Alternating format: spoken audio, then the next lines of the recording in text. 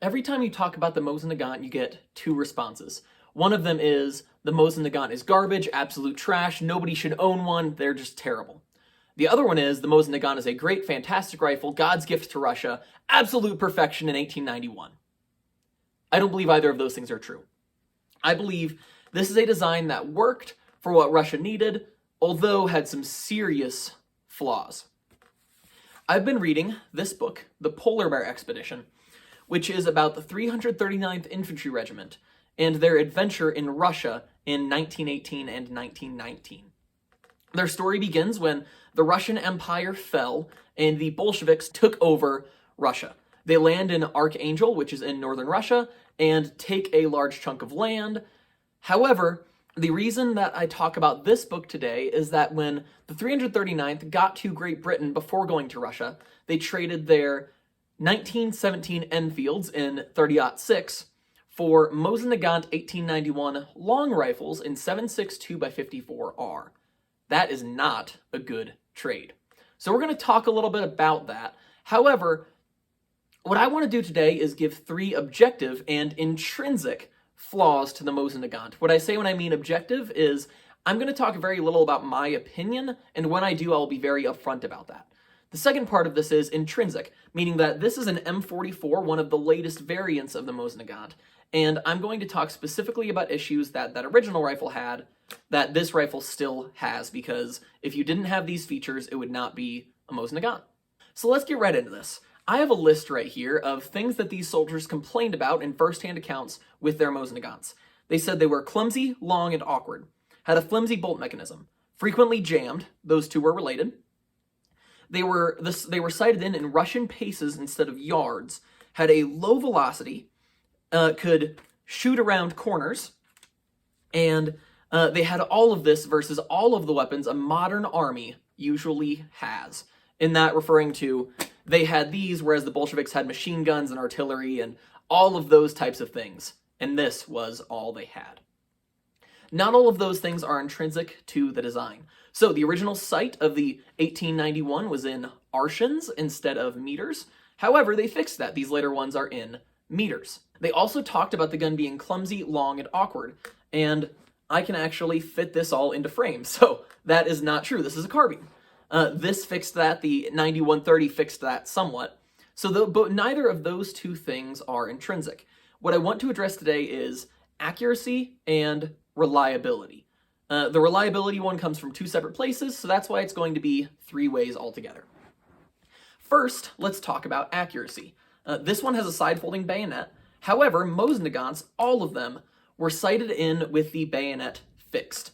So when I shoot this rifle, like this, with the bayonet folded to the side, it is not very accurate. It can shoot maybe a foot away from where it shoots with the bayonet attached, and that's not very good. That's not a good thing, because you don't always want to shoot with your bayonet attached. However, the Russians did want to do this. Imagine carrying your rifle all the time, but needing to have the bayonet sticking out the front even when your enemy is 200 or 300 yards away, not fixing it in the moment.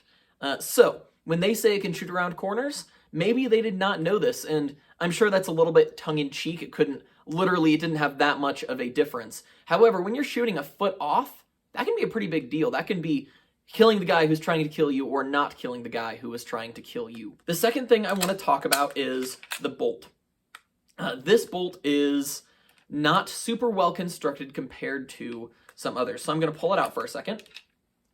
There are a few different reasons for this, and one of them, which you can see pretty clearly, is that the Mosin Nagant has a separate bolt head. The Mosin Nagant bolt head can be removed fairly easily, versus the Mausers that they had been trained with. The bolt head on this can come off, along with just all of the pieces attached to this are finicky and flimsy and floppy. You can hear everything rattling as I shake it. If I open it up again, you can hear it even more. The bolt design on this is simply not great. Now, it's good enough, but the bolt is just not well designed. And the final part I want to talk about is the magazine. The magazine on Mosin Nagants is complicated. It's easy for us to think that just because a rifle is common, that it is simple. The Mosin Nagant is not that simple of a design, and the magazine is the clearest example of that. The Mosin Nagant has a mechanism called a magazine disruptor, which is different than a magazine disconnector. It does not stop the magazine from working. Rather, it keeps the top round separated from the lower rounds so that you cannot get rim lock. And let me show you what rim lock is. Rim lock is when the top round, which is right here, and the bottom round, the top round has the rim get stuck behind the rim of the bottom round. And what that can mean is that the round will not go forward, it will lock up until you just push the nose down and then push it forward. Not a huge deal, it happens. However, if you're in the middle of a fight, you don't want to have to do that. That is time that you are not shooting the enemy and time that they can shoot you. So it is a serious problem if in the wrong circumstance. Shooting on the range doesn't really matter too much. The magazine disruptor is down inside of there. And you can see a little lip holding the rounds down. So if I close the bolt, nothing is in the chamber. Then when I open it up, a round comes up. That is what the disruptor does. Now the problem is that if you get like sand or snow or anything in that mechanism, that will freeze up. That is more parts to have problems with. And I guess while I'm here, I'm going to talk about one more jam that I've had with Mosins. I don't know if I'm going to be able to replicate it on camera. However, it is one that I've heard of happening once, and I have had it happen as well. I've only had it happen when I'm trying to fire the rifle quickly.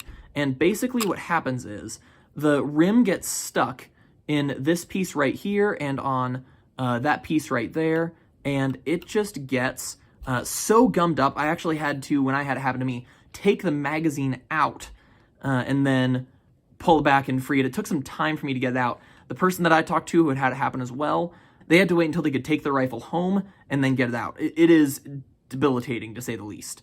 With Mausers, with Enfields, if you have a problem like that or a problem feeding, you just push it a little harder and it goes. This is a major issue. So again, what happens is that the rim of the round gets stuck between this piece right here, there's a little fin, and this piece of the extractor and disconnector. This can cause serious problems. This rifle is more prone to jams than something like a Mauser, for sure. Now, I want to be clear. Every time you talk negatively about the Mosin Nagant, all of the people who are on the Mosin Nagant is God's greatest gift to Russia side of things will tell you that you don't understand how surplus is supposed to work, you don't understand the design, or you believe the capitalist propaganda that this is just a garbage rod. I don't think any of those things. In fact, I love surplus. The channel name is 8mm Mauser Man. This is just not, I believe, the best rifle. And I think I have a decent explanation for that. So, hear me out. The 9130, or the Mosin Nagant 91, was designed in the late 1800s and early 1990s, hence 91. This puts it in a range of being an early smokeless powder rifle. So the Lebel came out in 1886, that was the first one. Then we have guns like the Gewehr 1888 and the Carcano. The earliest parts of the Enfield came out during this time. However, a lot of these other designs were replaced or changed over time. The Mosin Nagant, the primary components, were not. So the Germans first adopted the Gewehr 1888. Pretty soon they found that it was not satisfactory for their needs, and what did they do? They told Paul Mauser. Paul Mauser came out with the 98 pattern action and some others that they didn't end up adopting. However, all of those rifles were far superior to the 1888, the commission rifle. What about the Lee Enfield? Well, by the time World War I began, the British were on the Lee Enfield No. 1 Mark III, or the SMLE No. 1 Mark III. So they changed it from a long rifle to a shorter rifle. They changed up the magazine. They changed up several other features, making it a different rifle from the one they started with. Mosin Nagant, still the same. The Americans early on adopted the Craig Jorgensen, which was a really weird capsule magazine, fed from the side, all sorts of strange. However, once they went up against a Mauser pattern rifle, they said, this rifle kind of blows, we're going to switch over to what they have. So they switched over to the 1903 Springfield, a Mauser pattern, and a later rifle. The Russians stuck with this all the way through World War II. Even into the 50s, the Russians were still producing these. The last year of production for these that I know of was 1956. By that time, the Craig was out of production for a very long time. The earliest Lee Enfields and Lee Metfords were out of production for a very long time. In fact, by that time, they were on a No. 5 instead of the No. 1. All of these other rifles either changed completely or they adopted something new, or they had made many serious changes to their rifle or ammunition. the Mosin Nagant stayed the same. I think if you look at the early generation smokeless powder rifles, being this, the Craig Jorgensen, the Carcano, the early Lee designs. So if instead of putting this rifle in a lineup with guns from World War I and World War II, where it saw the most use, what if we put this rifle up against guns when it was designed? So you have the Lebel, which this is far superior for the sole fact that it has stripper clips. We have the Gewehr 1888, which was quickly replaced because it wasn't a great rifle. We have the Lee Metford, which was quickly replaced because it wasn't a great rifle. And we have the Craig Jorgensen in use by the US, which was quickly replaced because it was not a great rifle. When we put this in the lineup with some of those earlier rifles, it outmatches several of them. So this rifle is not necessarily a bad rifle. It just survived much longer than it probably should have. Now, that all is my opinion. I want to be very clear about that.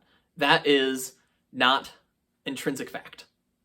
However, that is one way that I think we can look at this rifle in a reasonable light. I'd like to take a moment to shout out Great Northwest Weaponry, because Thomas has some great videos on a lot of the guns that we've mentioned. He has a Gewehr 88 video that came out just a little bit ago, and he has an 1891 long rifle video. I recommend you watch both of those, subscribe to him, and check out his channel. He produces great stuff. Thank you guys so much for watching this video. I hope you enjoyed it and I hope it was helpful for you.